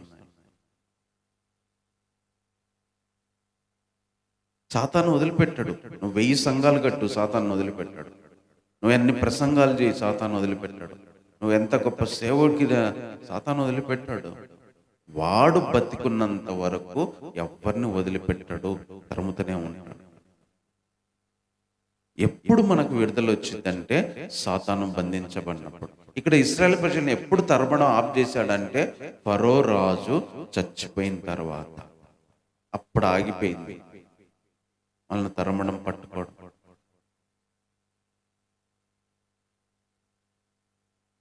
కాబట్టి ఇంక తర్వాత ఏం జరిగిందో చూడండి. నెక్స్ట్ 10వ వచనం. వారు సమీపించుచుండగా ఇశ్రాయేలీయులు కన్నులెత్తి ఐగుప్తీయులు తమ వెనుక వచ్చుట చూచి మిక్కిలి భయపడి యెహోవాకు మొరపెట్టిరి. అంతటా వారు మోషేతో, ఐగుప్తులో సమాధులు లేవని ఈ అరణ్యంలో చచ్చుటకు మమ్మను రప్పించితివా? మమ్మను ఐగుప్తులోని బయటికి రప్పించి మమ్మల్ని ఇట్లు చేయనేలా మా జోలికి రావద్దు, ఐగుప్తీయులకు దాసుల మగుదమని ఐగుప్తులో మేము మీతో చెప్పిన మాట ఇదే కదా. ఈ అరణ్యములో చచ్చుట కంటే ఐగుప్తులకు దాసుల మగుట మేలు అని చెప్పేది. ఇక రెండో విషయం మనం ఏం నేర్చుకుంటున్నామంటే, శత్రువు మనల్ని తరిమినప్పుడు, శత్రువు మనం బాధ పెట్టినప్పుడు అప్పుడు ఏమనిపిస్తుంది అంటే దీనికంటే అక్కడ ఉండడమే మేలు అనిపించింది. ఇక్కడికి రావడం కంటే విడిపించబడకుండానే మేలని. కాబట్టి శత్రువు నుంచి మనం విడుదల పొందిన తర్వాత శ్రమ వచ్చేసరికి అసలు విడిపించబడకుంటేనే మేలు అని అనిపిస్తుంది. అదే అనిపించింది. మోషే దగ్గరకు వచ్చి అంటారు, ఏందయ్యా నువ్వు మా జోలికి రావద్దు, మమ్మల్ని సావడానికి తీసుకొని వచ్చినావు ఈ అరణ్యంలోనికి, అక్కడే చచ్చడం మేలు కదా, ఈడ చచ్చే బదులు ఈ అరణ్యంలో వాళ్ళకు సేవకులుగా ఉంటేనే మేలు కదా, చూడు మొత్తం సైన్యం వేసుకొని వస్తున్నాడు, ఇప్పుడు ఏంది మా పరిస్థితి, మా జోలికి రావద్దు అని చెప్పి జనాలందరూ రివర్స్ అయ్యారు. ఆ బాధ చూసి, ఆ పరిస్థితి చూసి అక్కడున్న ఇశ్రాయేలు ప్రజలందరూ మోషే మీద రివర్స్ అయ్యారు. ఐగుప్తుల్లో సమాధులు లేవని ఇక్కడికి మమ్మల్ని తీసుకొని వచ్చినవా? ఏమి ఐగుప్తుల్లో సమాధులు లేవా మేము చచ్చిపోతే? చూడండి ఎంత దారుణంగా మాట్లాడుతున్నారు వాళ్ళు. ఈ అరణ్యంలో చావడానికి తెచ్చాము మమ్మల్ని ఐగుప్తుల నుంచి విడిపించింది అరణ్యంలో చంపడానికా? మా జోలికి రావద్దు, మేము వాళ్ళకి దాసులంగా ఉంటాం, మా బతికేదో బతుకుతామని చెప్పినా నువ్వు వినలేదు. ఈ అరణ్యంలో చావడం కంటే వాళ్ళకు దాసులు మోగడం మేలు అంటున్నారు.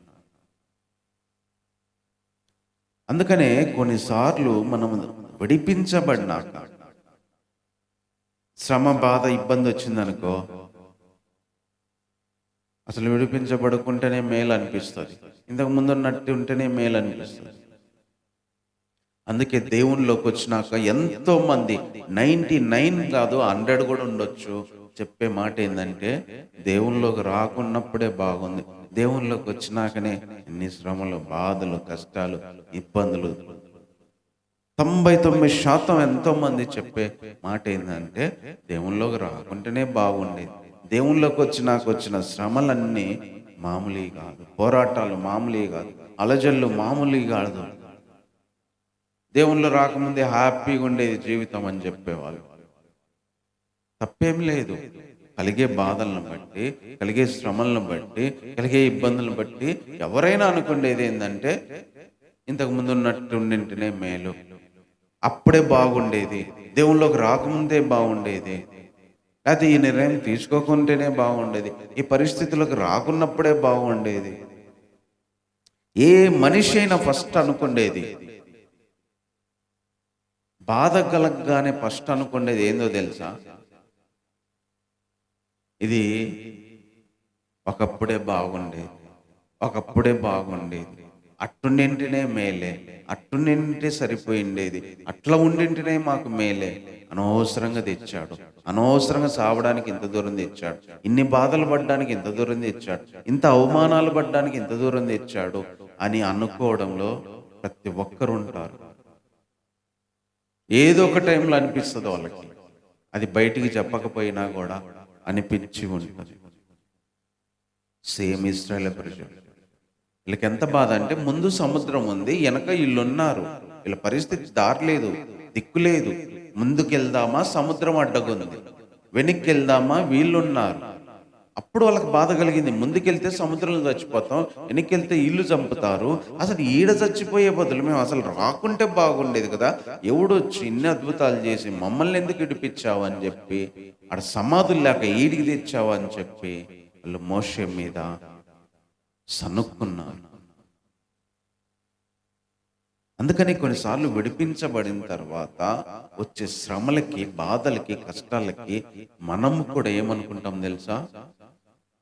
అంతకుముందే బాగుండేది, అట్లుంటేనే బాగుండేది, అలా జీవించుంటేనే బాగుండేది, అక్కడుంటేనే బాగుండేది అనిపిస్తుంది.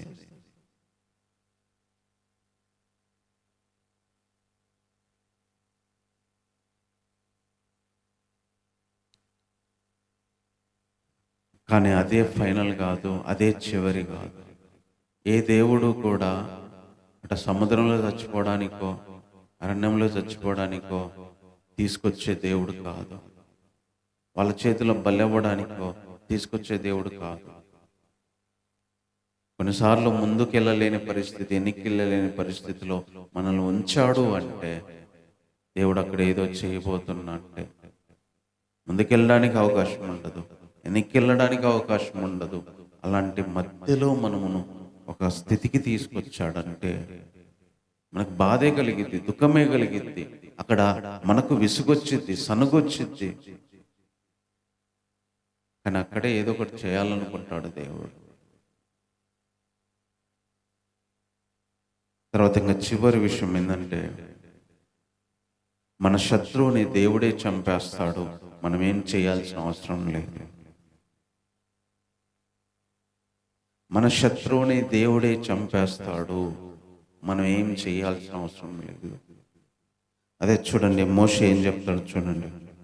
అందుకు మోషే, భయపడకుడి, యెహోవా మీడు కలగజేయు రక్షణ ఊరికనే నిలిచుండి చూడండి. ఏం చేయదు, ఊరికే నిలబడి చూడమంటున్నాడు. యుద్ధం కూడా అవసరం లే, మాట కూడా అవసరం లే. దేవుడు ఏం చేస్తాడు, జస్ట్ ఊరిక నిలబడి చూడమంటున్నాడు. ఇప్పుడు చూశారు కదా, ఈ ఐగుప్తులు మీరు మరి ఎన్నడూ కూడా చూడరు. మీరు ఊరికి నిలబడి చూడండి, ఏం చేయాల్సిన అవసరం లే. ఇప్పుడు వస్తున్న శత్రువుల్లో, ఈ ఐగుప్తుల్లో వాళ్ళ ముఖాలని ఇంకా మరి ఎన్నడూ చూడరు. అందుకనే దేవుడే తీసేస్తాడు శత్రువులు, మనం ఏం చేయాల్సిన అవసరం లేదు. జస్ట్ ఊరుకుంటే చాలు, వెయిట్ చేస్తే చాలు, టైం అంతే, కొంచెం వెయిట్ చేస్తే చాలు అని చెప్పి మోషే భయపడొద్దు, దేవుడే మీ పక్షాన యుద్ధం చేస్తాడు, మీరు జస్ట్ ఊరికనే ఉండమని ప్రజలతో చెప్పాడు. రెండోసారి చెప్పాడు ఈ మాట, ఊరిక ఉండండి, ఏం భయపడొద్దు, సముద్రానికి భయపడొద్దు, వెనకొచ్చే వాళ్ళకి భయపడదు, దేవుడే యుద్ధం చేస్తాడు, మీరు సైలెంట్గా ఉండమన్నాడు. అప్పుడు దేవుడు ముందుకెళ్ళమంటాడు. ముందుకెళ్ళమని మోషేకి, మరి నీ చేతిలో ఉన్న కర్ర సముద్రం వైపు చాపమనగానే మోషే ఏం చేస్తాడంటే ఆ సముద్రాన్ని ఆ వైపు చాపగా అది ఆరిన నేలలాగా అయిపోయింది. మోషే కర్ర ఎప్పుడైతే సముద్రం మీదకి ఎత్తాడో 6 నెలలు అయింది. ఐగుప్తులు వీళ్ళందరూ 6 నెలల మీద వెళ్తూ ఉంటారు. ఐగుప్తులు కూడా వస్తారు, వాళ్ళు కూడా 6 నెలల అని వాళ్ళు కూడా వెనకాలే వస్తారు. అప్పుడు చూడండి 19వ వచనం, అప్పుడు ఇశ్రాయేలీయుల ఎదుట సమూహానికి ముందు నడిచిన దేవదూత వారి వెనుకకు పోయి వారిని వెంబడించెను. ఆ మేఘస్తంభం వారి ఎదుట నుండి పోయి వారి వెనుక నిలిచెను. దేవుడు అప్పుడు దాకా ఇశ్రాయేల్ ప్రజలకు ముందెళ్ళేవాడు. వీళ్ళు సముద్రంలో వెళ్తున్నారు, వీళ్ళు మధ్యలో వెనకాల శత్రువులు వస్తున్నారు. సముద్రంలోకి వెళ్ళిన తర్వాత ఏం జరిగిందంటే ముందున్న దేవదూత వెనక్కి వచ్చి నిలబడిందంట. ముందున్న మేఘస్తంభము వెనకాలకు వచ్చి నిలబడిందంట. దేవుడు చూడండి, అప్పుడు దాకా ముందెళ్తుంటే వీళ్ళు వెళ్ళారు, దేవదూత వెనక్కి వచ్చింది, మేఘస్తంభం వెనక్కి వచ్చింది. అంటే వీళ్ళకి వెనకాల భద్రత, అంటే శత్రువులకి ఇశ్రాయేల్ ప్రజలకు మధ్యలో దేవుడు దేవదూతలు వచ్చి నిలబడ్డాయి. మేఘస్తంభం ఎవరు? దేవుడే కదా. ఎంత గొప్ప దేవుడు చూడండి. తన ప్రజల కోసం సముద్రం ముందు చీల్చాడు, తన ప్రజలను కనీసం టచ్ కూడా చేయకుండా వెనకాలకు వచ్చి నిలబడ్డాడు. అప్పుడు దాకా ముందు నడిచిన ఆయన, అప్పుడు దాకా ముందున్న ఆయన వెనకాలకు వచ్చి నిలబడ్డాడు. ఎక్కడొచ్చి వీళ్ళను వెనకాల తాకుతారు, శత్రువులు వచ్చి పట్టుకుంటారు అని వాళ్ళు వస్తారు. మధ్యలో చీకటి కలిగింది. చూడండి దేవుడు ఇక్కడ ఎన్ని చేశాడు, వీళ్ళేం చేయలే, ఊరికి నిలబడి నడుచుకుంటూ పోతున్నారు. 24వ వచనం, వేకోజామున రాత్రంతా కూడా వీళ్ళు దేవుడు ముట్టుకోకుండా వాళ్ళని రానిచ్చాడు. వేకోజామున యెహోవా అగ్ని స్తంభమైన మేఘస్తంభం నుంచి ఐగుప్తుల దండు వైపు చూచి ఐగుప్తుల దండును కలవరపరిచి వారి రథ చక్రాలు ఊడిపడేటట్టు చేయగా వారు కష్టపడి తోలుచుండిరి. అప్పుడు ఐగుప్తులు ఇశ్రాయేలీయుల ఎదుట నుండి పారిపోదాం రండి, యెహోవా వారి పక్షాన యుద్ధము చేయుచున్నాడని చెప్పుకున్నారు. మనం పారిపోదాము, దేవుడు చేస్తున్నాడు యుద్ధం వాళ్ళ పక్షాన. వాళ్ళ రథాలన్నీ ఊడిపోతున్నాయి, వాళ్ళంతా కలవరపడుతున్నాడు.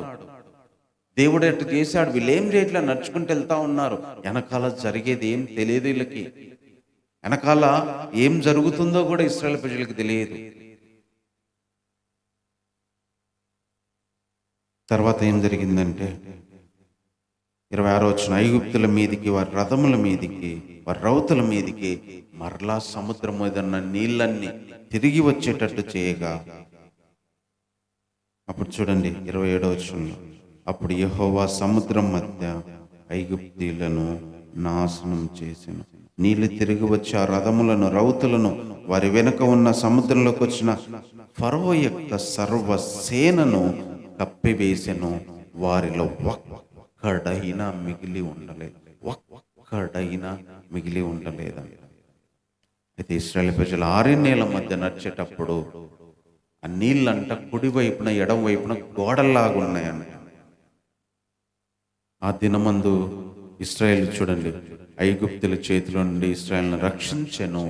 ఇశ్రాయేలీలు చచ్చిన ఐగుప్తీయులని సముద్ర తీరమున చూచిరి. శత్రువులను దేవుడే చంపుతాడు, మనం ఏం చేయాల్సిన అవసరం లేదు. చచ్చిన ఐగుప్తులని సముద్ర తీరములో ఇశ్రాయేల్ ప్రజలు చూశారు.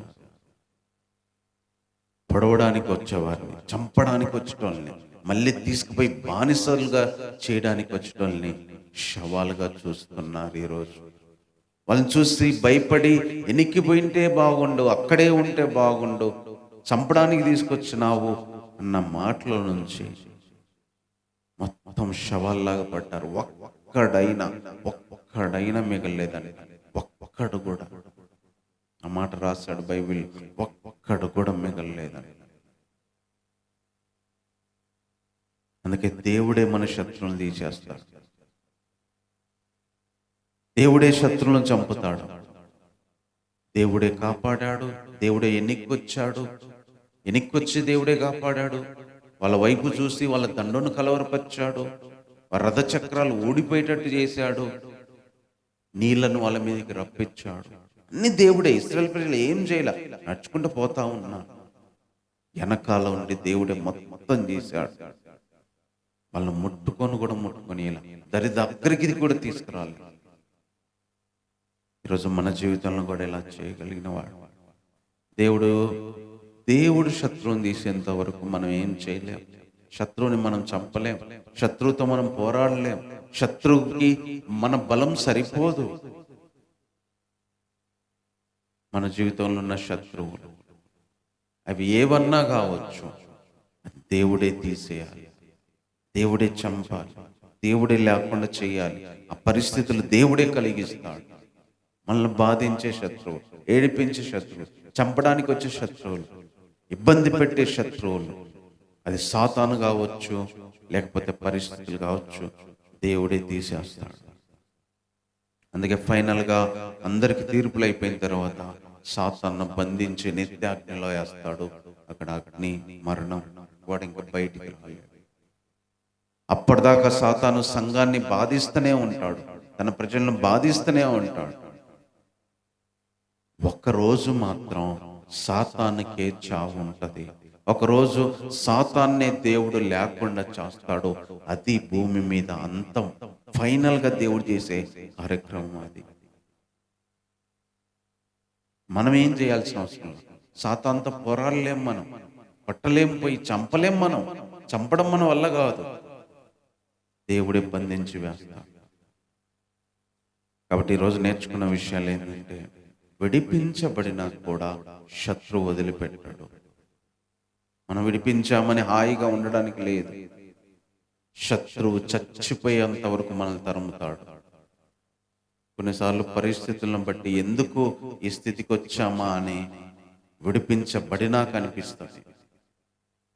అయినా పర్లేదు, దేవుడే శత్రువులను చంపుతాడు, దేవుడే తీసివేస్తాడు. కాబట్టి మనల్ని బట్టి ప్రార్థన చేసుకుందాం.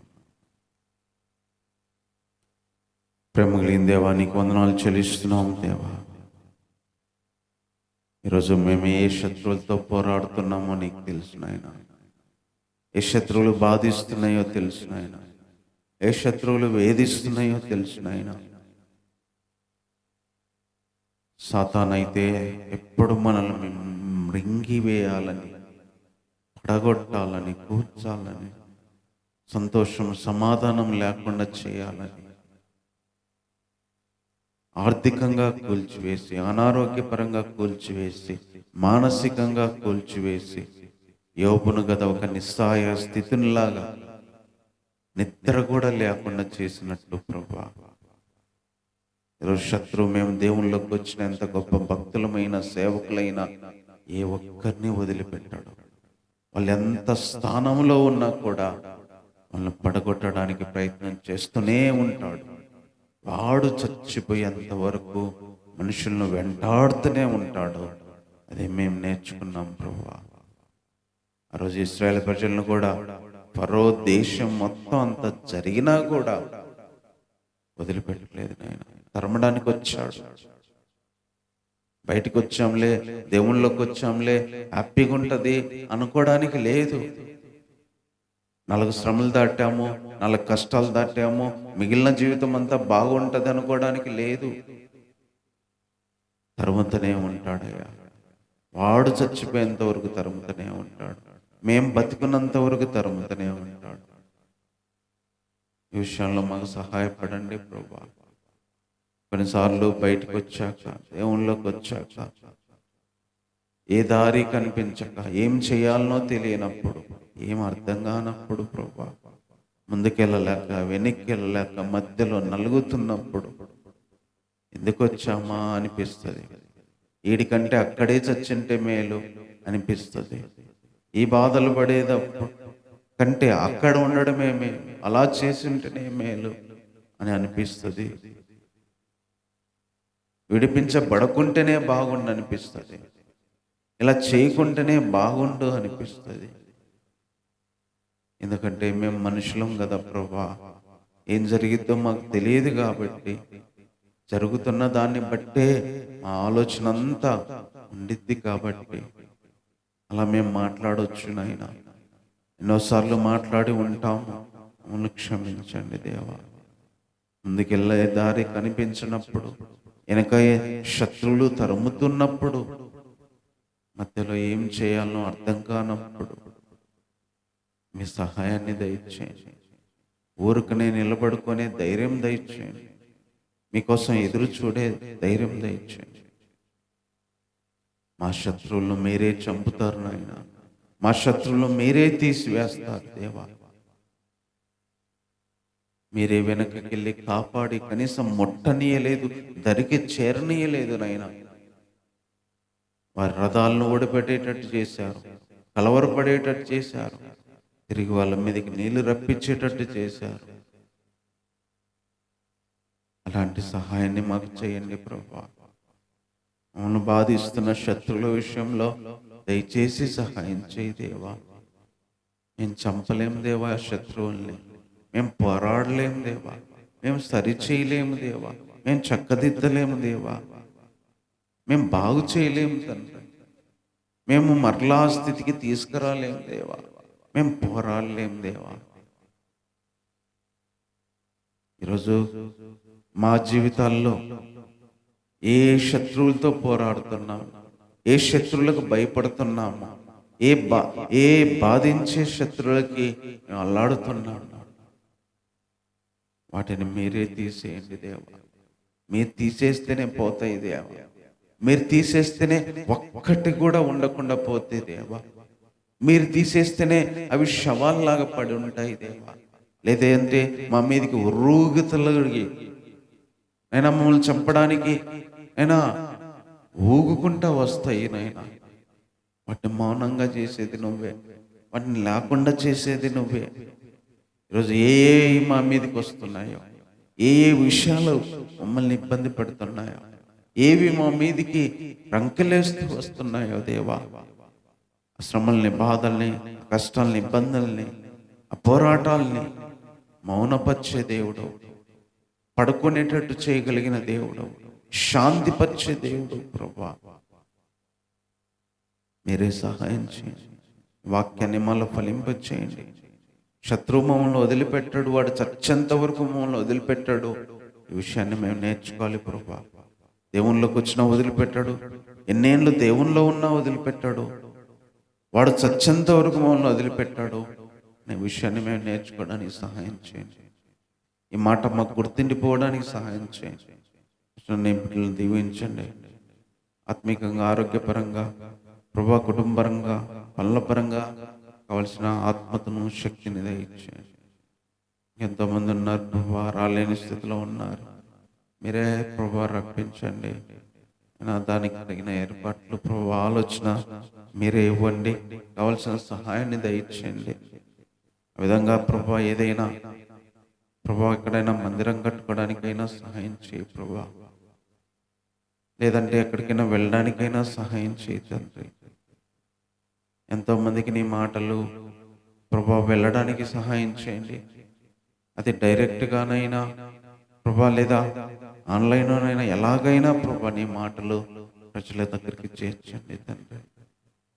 నా మట్టుకు, నా చేతనైనంత మట్టుకు నీ స్వార్థ సత్యాన్ని, నిరీక్షణ గురించి ప్రకటించడానికి ఏ బాధ్యత ఇచ్చారో అది పూర్తి చేయడానికి సహాయం చేయి ప్రభా. వేల కోట్ల మంది సేవకులు ప్రపంచమంతా ఈ పని చేస్తూ ఉన్నారు. వారిని, వారి సంఘాలను, విశ్వాసుల్ని మీరు బలపరచండి. ఎంతోమంది విడిపించబడి కూడా ఎన్నో పోరాటాలతో విశ్వాసుల కుటుంబాలు, సేవకుల కుటుంబాలు అల్లాడుతూ ఉన్నాయి ప్రభా. ఎన్నో పోరాటాలతో ఉన్నారు నాయన.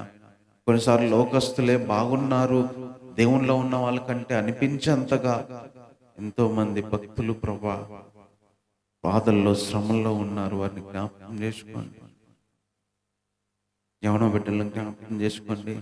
నా అల్పకాల పాపాల కోసం నైనా నీకెంతో దూరంగా ఉన్నారు ప్రభా. లోకంలో ఉన్న వాటిలో పడి నీ దగ్గరికి రాలేని స్థితిలో ఉన్నారయ్యా. జ్ఞాపకం చేసుకోండి దేవా. ఎంతోమంది నైనా పెద్దవారు ఉన్నారు, అనారోగ్యాలతో ఉన్నవారు ఉన్నారు, ఇబ్బందులతో ఉన్నవారు ఉన్నారు, అప్పులతో ఉన్నవారు ఉన్నారు, సమస్యలతో సమాధానం లేకుండా ఉన్నారు ప్రభా. సహాయం చేయండి. లోకపరంగా కావాల్సిన అన్ని సహాయం చేయి ప్రభా.